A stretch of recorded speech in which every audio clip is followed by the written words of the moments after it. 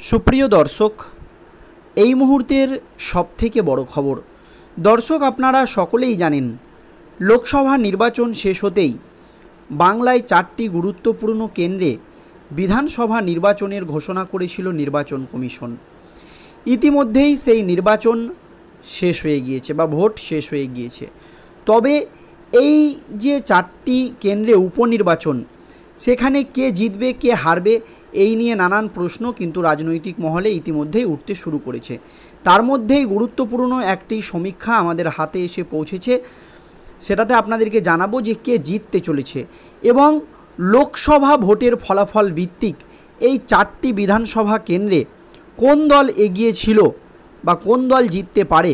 আজকের এই প্রতিবেদনের ডিটেলসে আপনাদেরকে জানাবো। দর্শক, খুবই গুরুত্বপূর্ণ প্রতিবেদন, আপনাদের সকলকে শেষ পর্যন্ত দেখার অনুরোধ রইল। তবে দর্শক, আপনারা সকলেই জানেন একাধিক রাজনৈতিকবিদের মতে বা একাধিক বিরোধী দলের যারা নেতা তাদের মতে যে বাংলায় সমীক্ষা করা ভুলই হবে, কারণ বাংলার মানুষ সঠিকভাবে ভোট দিতে পারে না, এমনই কিন্তু তারা দাবি করেছেন।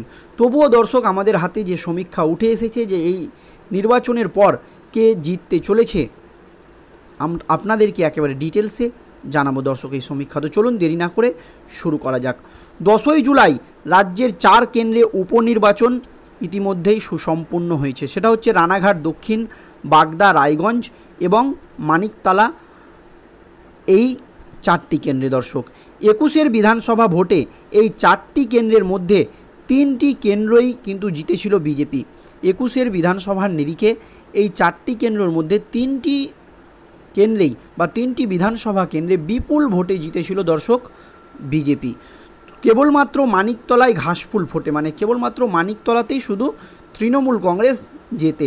রানাঘাট দক্ষিণ, বাগদা, রায়গঞ্জের বিধায়করা তৃণমূলের যোগদানের কারণে পদত্যাগ করায় এই 3 কেন্দ্রে উপনির্বাচন হয়েছে। দর্শক, যারা বিজেপি থেকে জিতেছিল তারা তৃণমূলে যোগ দিয়েছিল পরবর্তীতে, সেই জন্যই এই কেন্দ্রগুলোতে কিন্তু উপনির্বাচন হচ্ছে। তবে তারা যদিও বিজেপিতে তৃণমূলে যোগ দিয়েছিল বিজেপি থেকে, তারপরেও কিন্তু এখানে তৃণমূলের ভোট ব্যাঙ্ক সেরকম বাড়েনি। এখানে বিজেপির ভোট ব্যাঙ্ক দারুণ হারে বেড়েছে লোকসভা ভোটেও, দেখুন আপনারা।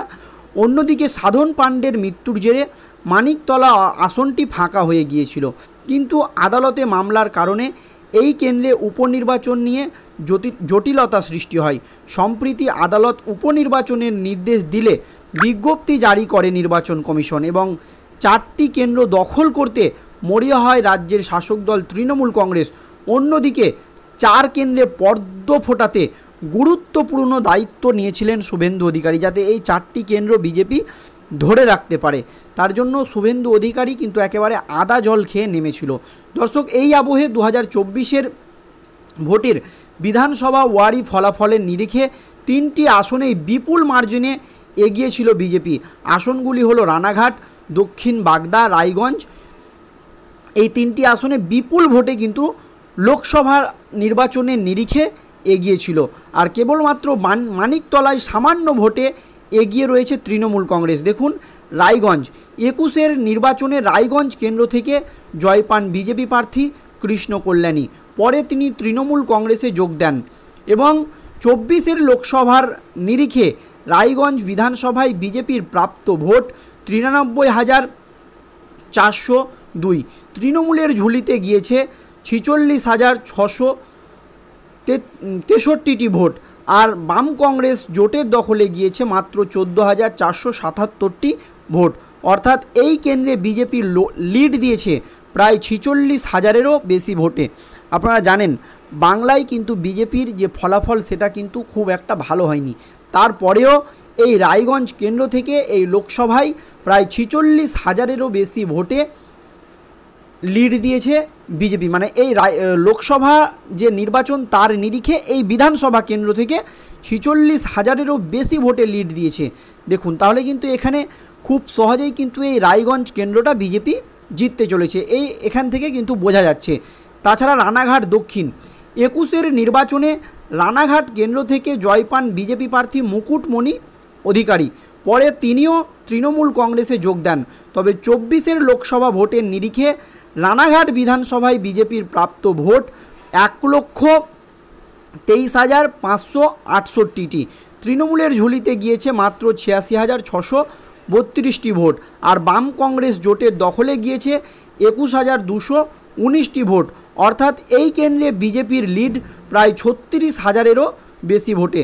দেখুন দর্শক, বাগদা এবং রানাঘাট দুটি কেন্দ্রেই বিজেপি কিন্তু বিপুল ভোটে লিড দিয়েছে লোকসভা নির্বাচনে। আর আপনারা জানেন যে লোকসভা নির্বাচনে কী ধরনের ছাপ্পা বা রিগিং হয়েছে, তারপরেও এত সুন্দর রেজাল্ট এই দুটি কেন্দ্রে। তাই অনেক রাজনৈতিকবিদদের মতে এই দুটি কেন্দ্র কিন্তু খুব সহজেই জিতবে বিজেপি। এবার চলুন বাগদা। 21-এর নির্বাচনে বাগদা কেন্দ্র থেকে জয় পান বিজেপি প্রার্থী বিশ্বজিৎ দাস। পরে তিনি তৃণমূল কংগ্রেসে যোগ দেন। এখানেও কিন্তু সেই বিজেপি প্রার্থী তৃণমূল কংগ্রেসে যোগ দিয়েছিলেন। তাই 24-এর লোকসভা ভোটের নিরিখে বাগদা বিধানসভায় বিজেপির প্রাপ্ত ভোট 1,12,704 জন। 4টি ভোট বিজেপি কিন্তু পেয়েছে দর্শক। এক্ষেত্রে তৃণমূলের ঝুলিতে গিয়েছে 92,090টি ভোট। আর আইএসএফের দখলে গিয়েছে প্রায় 1,811টি ভোট, মাত্র 1,811টি। অর্থাৎ এই কেন্দ্রেও বিজেপি লিড দিয়েছে প্রায় 20,000-এরও বেশি ভোটে। তাই আপনারা দেখেন রায়গঞ্জ, রানাঘাট দক্ষিণ এবং বাগদা, যদিও এই তিনটি গুরুত্বপূর্ণ কেন্দ্র থেকে বিজেপির যারা ক্যান্ডিডেট বিধানসভা নির্বাচনে জিতেছিল যারা 2021 সালে, যদিও তারা তৃণমূলে যোগ দিয়েছে, তবুও তাদের বিজেপির ভোট ব্যাঙ্কে কিন্তু এই তিনটি বিধানসভা কেন্দ্রে সেরকম ভাটা পড়েনি। তাদের ভোট ব্যাঙ্ক বরঞ্চ আরও বেড়েছে। তাই রাজনৈতিকবিদদের মতে এই যে তিনটি গুরুত্বপূর্ণ কেন্দ্র, এগুলো কিন্তু খুব সহজেই জিততে চলেছে বিজেপি দর্শক। অপরপক্ষে মানিকতলা, 21-এর নির্বাচনে মানিকতলা কেন্দ্র থেকে জয় পান তৃণমূল প্রার্থী সাধন পাণ্ডে। এই কেন্দ্রটা কিন্তু 21-এর নির্বাচনে সাধন পাণ্ডে জিতেছিল। তার মৃত্যুতে আসন শূন্য বা বিধায়ক শূন্য হয়ে যায় এই আসনটি। তৃণমূল প্রার্থীর এই কেন্দ্রে কিন্তু মৃত্যু হয়। তবে 24-এর লোকসভা ভোটের নিরিখে মানিকতলা বিধানসভায় বিজেপির প্রাপ্ত ভোট 6,389টি। তবে তৃণমূলের ঝুলিতে গিয়েছে 66,964টি ভোট। আর বাম কংগ্রেসের দখলে গিয়েছে মাত্র 9,421টি ভোট। অর্থাৎ এই কেন্দ্র থেকে লোকসভা এই নির্বাচনে মাত্র 3,000 ভোটে লিড দিয়েছে তৃণমূল কংগ্রেস। শুধুমাত্র মানিকতলা বিধানসভা কেন্দ্র থেকে বিজেপি এই তৃণমূল লিড দিয়েছে এবারের লোকসভা নির্বাচনের নিরিখে।